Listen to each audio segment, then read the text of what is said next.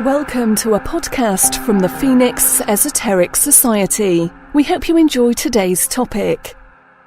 Hi, and welcome to the Phoenix Esoteric Society. In this podcast, I want to talk about my own experiences as far as meditation goes, my meditational practices. One of the things is that a lot of people out there want to open up their Kundalini energy, want to drift off into these spiritual places to discover themselves, discover what's out there. And, I was no different. Those are all things, I was trying to do as well.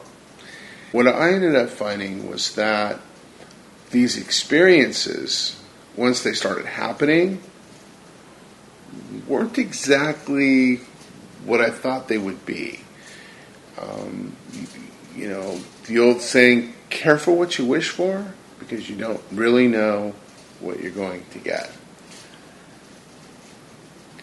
As far as, let me get into, first of all, opening up the Kundalini energy. Okay.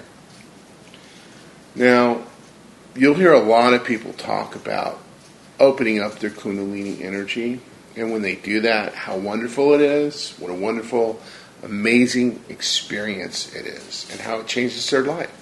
And a lot of people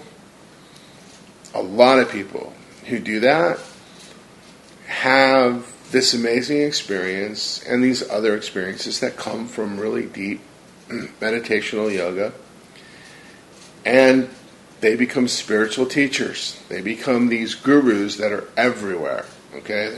That are writing books, putting themselves out there, seeking fame and fortune through the spiritual path.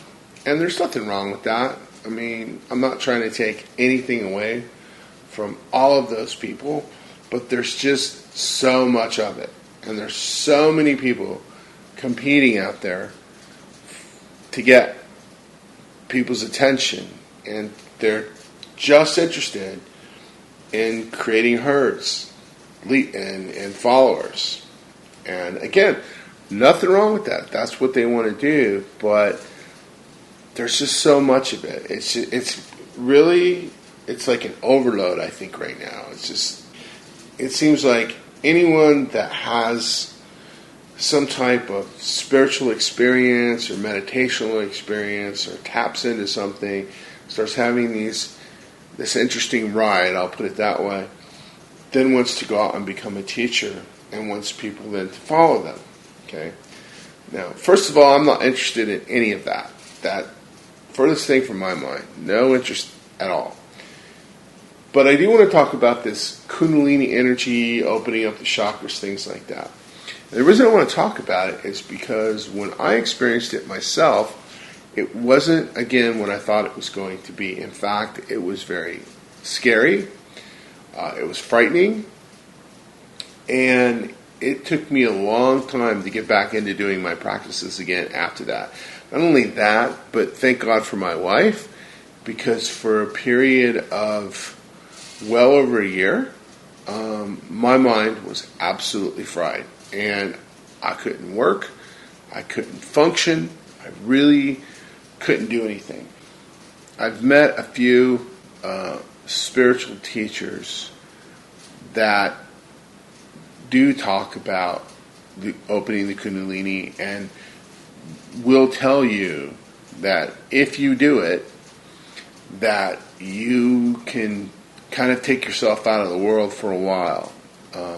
You can forget about going to work every day and functioning like a regular person. You can forget about taking care of yourself, taking care of your kids, having a life. It's gone.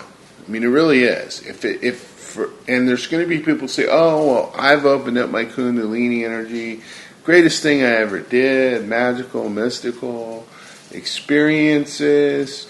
I never went through anything like that." Well, maybe you did open up your Kundalini, or maybe you just had some of those incredible distraction experiences that you get when you meditate, hearing the celestial music and the bells and the chanting in Sanskrit and seeing some interesting things and hearing interesting things. I mean, that's part of the deal. When you really get into it, that's really part of it. But see, those things I found were distractions.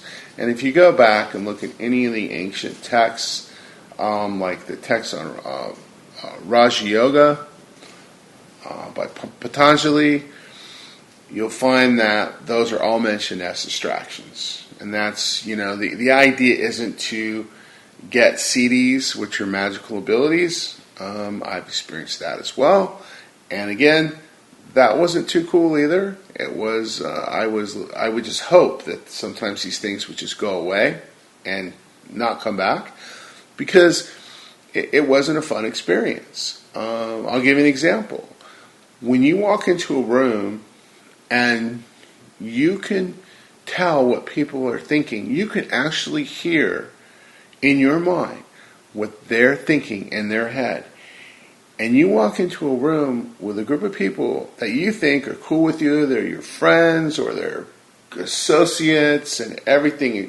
These are people that you trust, they're people that you care about. Some of the things that you start to hear in people's heads and how they really feel about you and think about you, trust me, even your family members and stuff, trust me, you don't really want to get that ability, because it's not the greatest thing in the world at all. Not at all. You imagine walking into the gym to work out and knowing what people glance over at you and look at you, and then you hear what they're thinking. And it's not kind. It's not nice. If you're built really well, then it's a lot of jealousy stuff. If you're not, then you're going to hear the other side of it. But it's not a cool thing. I didn't think so. The idea behind this, though, is when that happens, I'll give you an example, and I've written a little bit on my blog about this, and I'll put some links to these things. But, I went and, everything just melted into this bright, velvety black liquid. That's the only way I can describe it. Everything became this black, velvety liquid. The room, the statues, the candles, me, everything. And I found myself, it seemed like a period of minutes, but it was actually seconds. I think it was seconds. In a place where nothing existed, but nothing was everything. And everything was nothing. And there was no such thing as space even, because there was no borders for any type of space. You were just complete nothingness, and you had absolutely no control. And to tumble into that was very, very frightening, and it was unnerving, and it was just this ride that I didn't want to take, I didn't expect. And then afterwards, I felt that whole Kundalini energy rise thing, and that the chakra in my forehead open up. The crown, actually, it's your crown that opens up on top of your head.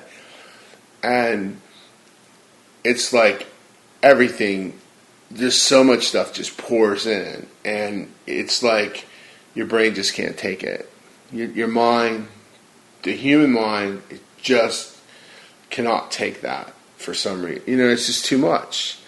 So what happens is your brain just goes fried. You fry out. And what I mean by you fry out, you just, you start talking, you start seeing things, start talking about stuff to people. They laugh and think it's, you're joking around when you're not. Or, I lost a lot of friends and acquaintances after that, because they just couldn't understand me, and they thought I lost my mind. And, I probably did for a while.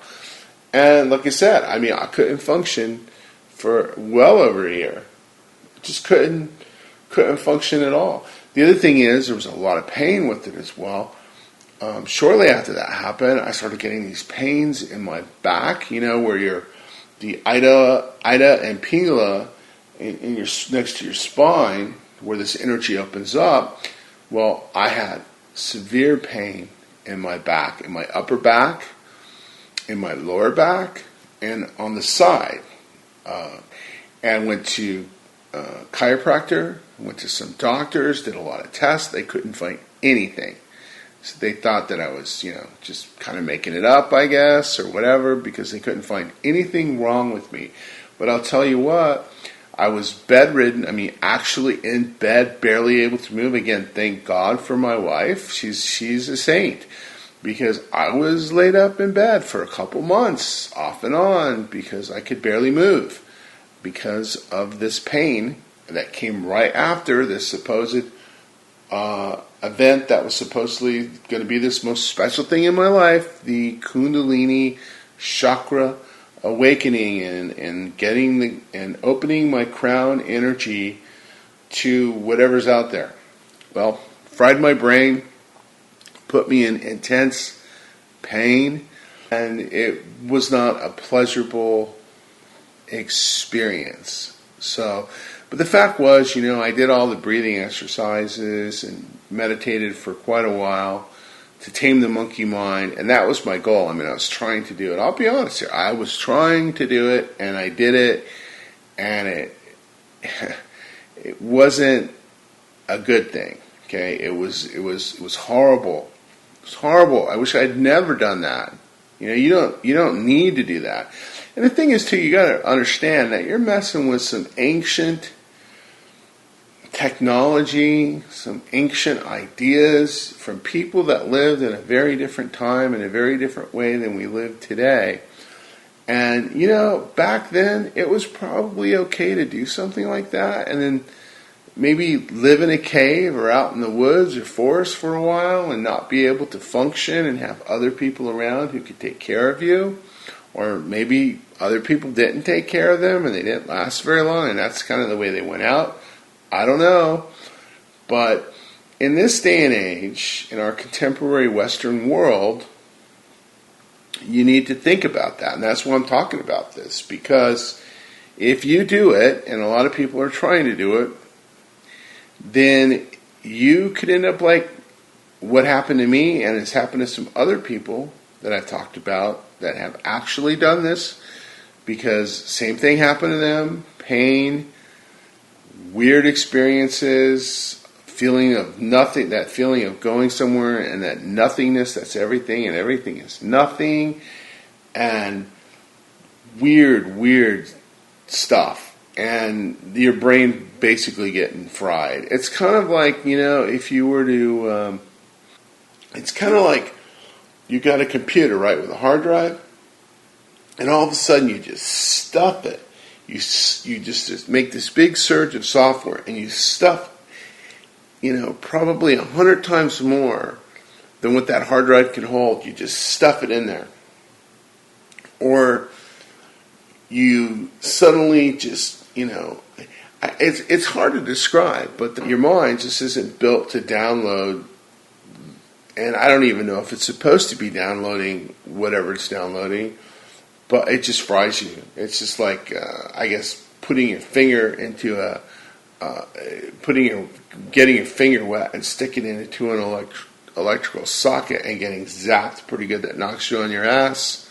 But this is a lot worse than that, because it fries your brain, and you don't really get it back. I mean, it takes a while. It took a while for me to get what I would say normal again, because things in life were really, really different. So I wanted to talk about this, and I know there's going to be people that, that's just bullshit. I've done it, and I've opened my Kundalini, and it was amazing, and he doesn't, I don't think he knows what he's talking about. And also, I'm not talking about anything to do with drugs. None of this had anything to do with any type of drugs. I don't take drugs. I don't drink alcohol. This was just a pure natural thing, okay? So I know, like I said, I know people that a lot of people say, they've opened up their Kundalini and talk about what an amazing experience it is and whatever. Maybe they did, maybe they didn't. But I can tell you that I didn't have the pleasurable experience with it. I never, ever want to do that ever again. And I don't think you need to. I mean, really, I mean, I still meditate. I still have my practices that I do. And I still have amazing experiences. But, as far as going that far, I don't really see the need for that. I mean, I don't really think you need to do that. I think it's cooler that you can just let go and let things come to you, and intuitively things happen, and it's cool like that.